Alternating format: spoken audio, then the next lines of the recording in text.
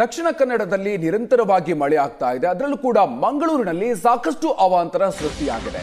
ಮಂಗಳೂರಿನ ಜ್ಯೋತಿ ಸರ್ಕಲ್ ಕೆರೆಯಂತ ಪರಿಸ್ಥಿತಿಯಲ್ಲಿ ನಿರ್ಮಾಣ ಆಗಿದೆ. ರಸ್ತೆ ಪೂರ್ತಿ ನದಿಯಂತೆ ನೀರು ಹರಿತಾ ಇದೆ. ವಾಹನ ಸವಾರರು ಪಾದಚಾರಿಗಳು ಪರದಾಟವನ್ನು ನಡೆಸುವಂತಹ ಪರಿಸ್ಥಿತಿಯಲ್ಲಿ ನಿರ್ಮಾಣ ಆಗಿದೆ. ನೀರು ಹರಿಯೋದಕ್ಕೆ ಚರಂಡಿ ವ್ಯವಸ್ಥೆ ಕೂಡ ಇಲ್ಲದೆ ಸಾಕಷ್ಟು ಸಮಸ್ಯೆ ಸೃಷ್ಟಿಯಾಗಿದೆ. ಅರ್ಧ ಗಂಟೆಯಿಂದ ಸುರಿದ ಮಳೆಗೆ ಅವಾಂತರ ಸೃಷ್ಟಿಯಾಗಿದೆ. ಪುತ್ತೂರು, ಸುಳ್ಯ, ಬೆಳ್ತಂಗಡಿ ತಾಲೂಕಿನಲ್ಲೂ ಕೂಡ ನಿರಂತರವಾಗಿ ಮಳೆಯಾಗಿದೆ. 3 ದಿನಗಳ ಕಾಲ ರೆಡ್ ಅಲರ್ಟ್ ಅನ್ನು ಘೋಷಣೆ ಮಾಡಲಾಗಿದೆ. ಭಾರಿ ಪ್ರಮಾಣದಲ್ಲಿ ಮಳೆಯ ಮುನ್ಸೂಚನೆ ಇದೆ. ಈಗಾಗಲೇ ಮಂಗಳೂರಿನಲ್ಲಿ ಯಾವ ರೀತಿಯಾಗಿ ಪರಿಸ್ಥಿತಿ ಸೃಷ್ಟಿಯಾಗಿದೆ ಅನ್ನೋದನ್ನ ಗಮನಿಸಬಹುದು. ಜ್ಯೋತಿ ಸರ್ಕಲ್ ಬಳಿ ರಸ್ತೆಯಲ್ಲಿ ನೀರು ನಿಂತು ಕೆರೆಯ ಪರಿಸ್ಥಿತಿಯಲ್ಲಿ ನಿರ್ಮಾಣ ಆಗಿದೆ. ಕೆರೆಯ ರೀತಿಯಲ್ಲಿ ಕಂಡು ಬರ್ತಾ ಇದೆ ರಸ್ತೆ.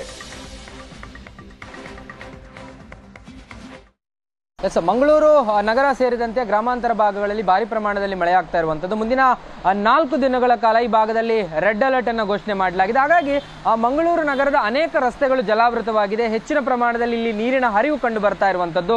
ನನಗಿರ್ತಕ್ಕಂಥದ್ದು ಮಂಗಳೂರು ನಗರದ ಹೃದಯ ಭಾಗ, ಮಂಗಳೂರಿನ ಬಲ್ಮಠ ಜ್ಯೋತಿ ಸರ್ಕಲ್ ಏನ್ ಬರುತ್ತೆ, ಆ ಸರ್ಕಲ್ನ ದೃಶ್ಯಗಳನ್ನು ನೀವು ನೋಡ್ತಾ ಇದ್ರೆ ಆ ಒಂದು ಭಾಗದಿಂದ ಈ ಭಾಗಕ್ಕೆ ಬರುವಂತ ರಸ್ತೆ ಏನಿದೆ, ಆ ರಸ್ತೆಯಲ್ಲಿ ನೀವು ಆ ರಸ್ತೆಯ ದೃಶ್ಯಗಳನ್ನು ಗಮನಿಸಬಹುದು. ಯಾಕಂದ್ರೆ ಮೇಲಿನಿಂದ ಮಂಗಳೂರಿನ ಬಾವುಟಗುಡ್ಡೆಯಿಂದ ಮಂಗಳೂರಿನ ಕಂಕನಾಡಿ ಭಾಗಕ್ಕೆ ಬರುವಂತ ರಸ್ತೆ, ಇಲ್ಲಿ ಬಸ್ಸಿಗಾಗಿ ಜನ ಕಾಯುವಂತ ಜಾಗ. ಇಲ್ಲಿ ಸಾಕಷ್ಟು ಖಾಸಗಿ ಬಸ್ಸುಗಳು ಬಂದು ನಿಲ್ಲುತ್ತೆ, ಸರ್ಕಾರಿ ಬಸ್ಸುಗಳು ಬಂದು ನಿಲ್ಲುತ್ತೆ. ಅದರ ಜೊತೆಗೆ ವಾಹನಗಳು ಮೇನ್ ಮಂಗಳೂರು ನಗರವನ್ನ ಕೇಂದ್ರವನ್ನ ಎಂಟ್ರಿ ಮತ್ತು ಎಕ್ಸಿಟ್ ಆಗಬೇಕಾದ್ರೆ ಇದೇ ಒಂದು ರಸ್ತೆಯನ್ನ ಬಳಕೆ ಮಾಡಬೇಕಾಗುತ್ತೆ. ಆದ್ರೆ ಇಲ್ಲಿ ಕಂಪ್ಲೀಟ್ ಆಗಿ ಈ ಒಂದು ಜಾಗದಲ್ಲಿ ಹೆಚ್ಚಿನ ಪ್ರಮಾಣದಲ್ಲಿ ನೀರು ತುಂಬಿಕೊಂಡಿರುವಂತಹ ದೃಶ್ಯಗಳನ್ನ ಕೂಡ ನೀವು ಗಮನಿಸಬಹುದು. ಭಾರಿ ಪ್ರಮಾಣದಲ್ಲಿ ಇಲ್ಲಿ ನೀರಿನ ಹರಿವು ಕಂಡು ಬಂದಿರುವಂತದ್ದು. ಹಾಗಾಗಿ ಇಲ್ಲಿ ಯಾವುದೇ ಸಮಸ್ಯೆ ಇರುವಂತದ್ದು, ಇಲ್ಲಿ ಡ್ರೈನೇಜ್ನ ಸಮಸ್ಯೆಗಳು ಸರಿಯಾಗಿಲ್ಲ, ಡ್ರೈನೇಜ್ ಸಮಸ್ಯೆಗಳನ್ನ ಕ್ಲಿಯರ್ ಆಗಿ ಮಾಡಲಿಲ್ಲ. ಹಾಗಾಗಿ ಒಂದೇ ಬದಿಯಲ್ಲಿ ನೀರು ನಿಲ್ಲುತ್ತೆ. ಏಕಾಏಕಿಯಾಗಿ ನಿರಂತರ ಒಂದು 2-3 ಗಂಟೆಗಳ ಕಾಲ ಮಳೆ ಬಂದ್ರೆ ಆ ಮಳೆಯನ್ನು ತಡೆದುಕೊಳ್ಳಲಿಕ್ಕೆ ಆಗದೇ ಇರುವಷ್ಟರ ಮಟ್ಟಿಗೆ ಇಲ್ಲಿನ ರಸ್ತೆಯ ವ್ಯವಸ್ಥೆಗಳಿರುವಂತದ್ದು. ಸ್ಮಾರ್ಟ್ ಸಿಟಿಯ ಕಾಮಗಾರಿಗಳ ಕಾರಣಗಳಿಗಾಗಿ ಮತ್ತು ಕೆಲವೊಂದು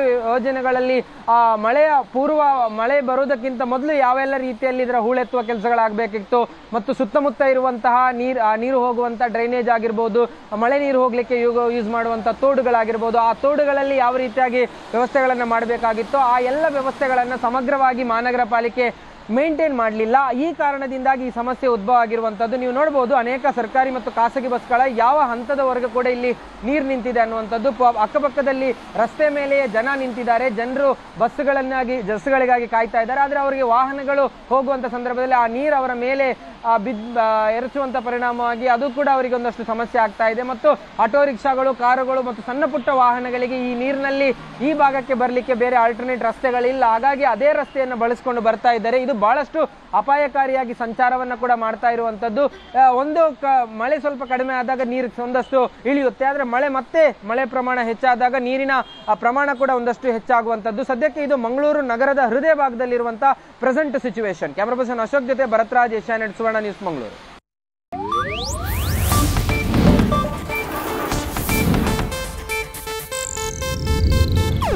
ಇದು ಏಷ್ಯಾನೆಟ್ ನ್ಯೂಸ್ ನೆಟ್ವರ್ಕ್ ಪ್ರಸ್ತುತಿ.